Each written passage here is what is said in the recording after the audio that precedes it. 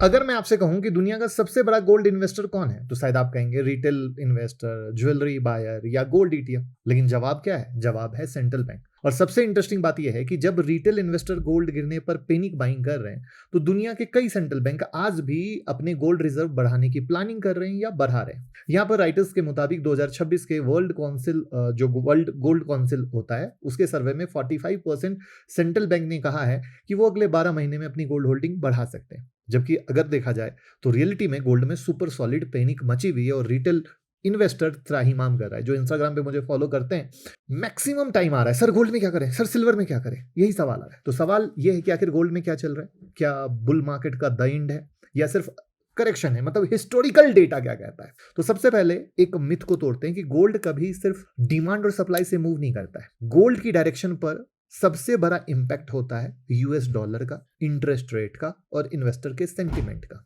अभी मार्केट को लग रहा है कि US federal reserve interest rate को एक्सपेक्टेड से ज्यादा टाइम तक हाई रख सकता है और इंक्रीज भी कर सकता है। और जब इंटरेस्ट रेट हाई रहते हैं तो इन्वेस्टर को बॉन्ड और फिक्स्ड इनकम एसेट ज्यादा अट्रैक्टिव लगते हैं। गोल्ड कोई इंटरेस्ट इनकम जनरेट नहीं करता है, इस वजह से शॉर्ट टर्म में गोल्ड पर प्रेशर आ सकता है।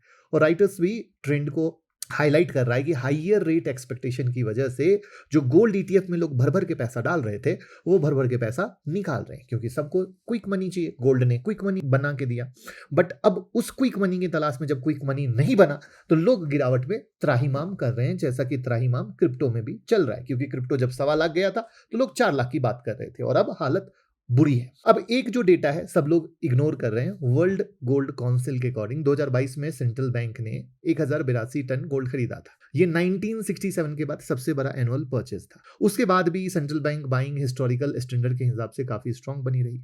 अब सोचिए कि अगर दुनिया के सबसे बड़े गोल्ड रिजर्व लगातार गोल्ड खरीद रहे हैं, वो तो बेच नहीं रहे ना। ध्यान से समझिएगा, ये जो पैनिक हुआ या गिरावट आई या नीचे जो 25-30% की करेक्शन आई गोल्ड में, तो क्या रिजर्व बैंक बेच रहे हैं? आंसर है नो। इसका मतलब कि ये एसेट उनके लिए स्ट्रेटेजिक इंपॉर्टेंस है, यानी उनकी प्लानिंग आने वाले 10 साल 15 साल के एंगल से।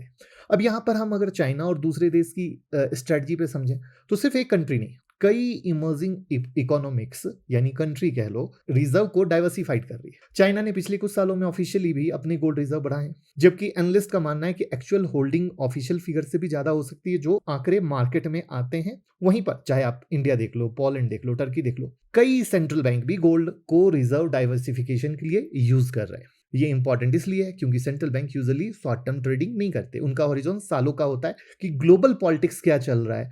जैसे एक जो सबसे इंपॉर्टेंट बात आ रही थी डी डॉलराइजेशन की, तो उसके अगेंस्ट में कैसे क्या हो सकता है, तो ये सारी कहानी उस पर थी। अब सवाल आता है क्या हिस्ट्री रिपीट हो सकती है? देखिए, हर करेक्शन का मतलब बुल मार्केट का खत्म होना नहीं होता है। गोल्ड ने हिस्ट्री में कई बार डीप करेक्शन देखे हैं, लेकिन हर बार रिकवरी भी सेम स्पीड से आई है। बट अगेन, ये जरूरी नहीं है कि हर बार सेम स्पीड से आए, क्योंकि कभी रिकवरी आती है, कभी सालों लगते हैं, कभी 2 साल लगते हैं, कभी साइडवेज होता है। और इस बार भी रिकवरी एक फैक्टर से डिसाइड नहीं होगी। फैक्टर में आपको कॉपी में नोट करना होगा, पहला है फेडरल रिजर्व का नेक्स्ट स्टेप क्या होगा। दूसरा, डॉलर कब तक मजबूत रहता है, यानी डॉलर का कमजोर होना बहुत जरूरी है। तीसरा, ग्लोबल इन्फ्लेशन, जो महंगाई का डेटा है, अमेरिका का महंगाई का डेटा कितना अनदर लेवल पे आया है। जियोपॉलिटिकल टेंशन और सेंट्रल बैंक की बाइंग। अब जब वॉर रुकी है, जैसे जब ये वॉर शुरू हुई थी, तो मैक्सिमम सेंट्रल बैंक ने गोल्ड बाइंग रोक दी थी, क्योंकि वो अपने पैसे को संभाल के इसलिए रखे हुए थे कि कल की डेट में क्रूड ऑयल की बाइंग में हमें कब क्या कैसे जरूरत पड़ जाए। बट अब जब ये मामला शांत हुआ है, तो उसके बाद सेंट्रल बैंक ने जो स्टेटमेंट दिया है कि आने वाले 12 महीने में हम बाइंग करेंगे,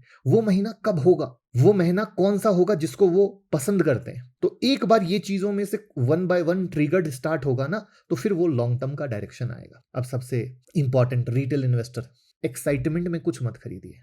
और कभी भी 100 रुपए हो तो 100 रुपए गोल्ड में नहीं डाले जाते हैं। अगर आपके पास 100 रुपए हो तो 10 से 15 रुपए ही गोल्ड सिल्वर में डाले जाते हैं। यही तरीका होता है। ये अलग बात है कि गोल्ड सिल्वर में इनने इतना रिटर्न दिया कि लोग सारे हिसाब किताब, सारे रूल रेगुलेशन को भूल जाते हैं। गोल्ड सिर्फ पोर्टफोलियो डाइवर्सिफिकेशन का तरीका यानी हेज के रूप में यूज किया जाता है। लेकिन ईमानदारी से देखा जाए तो उस रैली में कितने लोगों ने कमाया? बहुत कम। और देखा जाए तो हाई पर कितने लोगों ने खरीदा? तो मैक्सिमम बहुत ज़्यादा। और इस गिरावट में वो बहुत ज़्यादा लोग फँसे हुए हैं, जैसा कि क्रिप्टो में भी सेम हुआ, जब रैली चल रही थी किसी को नहीं लेना था। जब 1.25 लाख हुआ तो 4 लाख की स्टोरी में सबको लेना था। तो सेम स्टोरी गोल्ड सिल्वर जब हाई पे करा था, तो अगेन स्टोरी आ रही थी अब गोल्ड ऐसा हो जाएगा, सिल्वर वैसा हो जाएगा।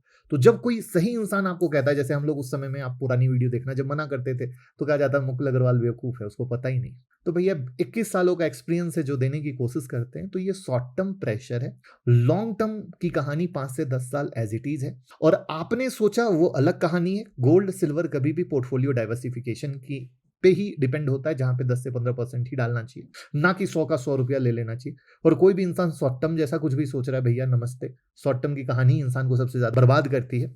और हमें फोकस रखना होगा फेडरल रिजर्व पे, डॉलर पे, सेंट्रल बैंक पे। जो अगर आप मुझे फॉलो करोगे या यूट्यूब मेंबरशिप से जुड़े रहोगे, तो ये सब माइक्रो मैक्रो सब कुछ मैं देता रहता हूँ। बस फॉलो करते रहो, टेंशन मत लो, और जो चीज़ तरीका है, तरीका से फॉलो करो, कभी दिक्कत नहीं होगी। Thank you.